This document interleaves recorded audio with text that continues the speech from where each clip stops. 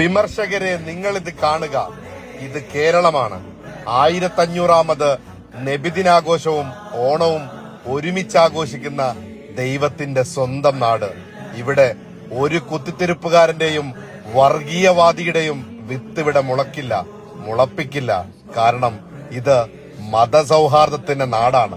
ഇതാണിപ്പോ ഒന്നടങ്കം കേരളത്തിൽ നിന്നുള്ള കാഴ്ച. സ്നേഹവസന്തത്തിന്റെ പ്രഭയിൽ ഇന്ന് 1500ാമത് നബിദിനം നമ്മൾ ആഘോഷിക്കുന്നു.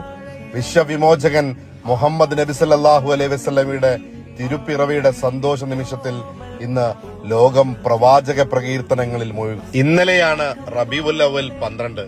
വെള്ളിയാഴ്ച ആയതുകൊണ്ട് തന്നെ ഒട്ടുമിക്ക മദ്രസകളും ഇന്ന് ശനിയാഴ്ചത്തേക്ക് ആഘോഷങ്ങളെല്ലാം മാറ്റിവെച്ചു. എന്ത് രസമാണല്ലേ നാട്ടിലെ നബിദിനം. മാസങ്ങളോളം ഈ ഒരു ദിവസത്തിന് വേണ്ടി കാത്തിരുന്ന കുരുന്നുകള്, അവരെ സംബന്ധിച്ച് ഇന്നത്തെ ദിവസത്തേക്ക് പറഞ്ഞറിയിക്കാൻ പറ്റാത്ത സന്തോഷമാണ്. കാരണം മാസങ്ങളെടുത്ത് പഠിച്ച ദഫും സ്കൗട്ടൊക്കെ സ്വന്തം മാതാപിതാക്കൾക്ക് മുമ്പിൽ പ്രദർശിപ്പിക്കാൻ കിട്ടുന്നൊരവസരം. മാഷാ അല്ലാഹ്, എടുത്തു പറയേണ്ടത് മാസങ്ങളോളം അവരെ ഇത് പഠിപ്പിച്ച ഒരുപാട് മുത്തഅല്ലിമീങ്ങളുണ്ട്. അവർക്കാണ് ശരിക്ക് കയ്യടി കൊടുക്കേണ്ടത്.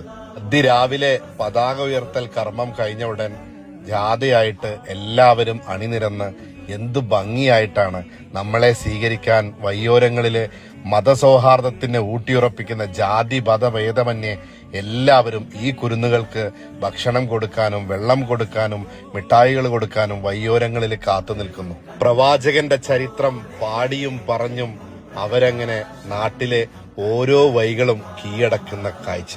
ശരിക്കും നമുക്കൊക്കെ ഉണ്ടായിരുന്നു ഇങ്ങനൊരു മദ്രസ കാലം. എന്ത് രസമായിരുന്നുല്ലേ.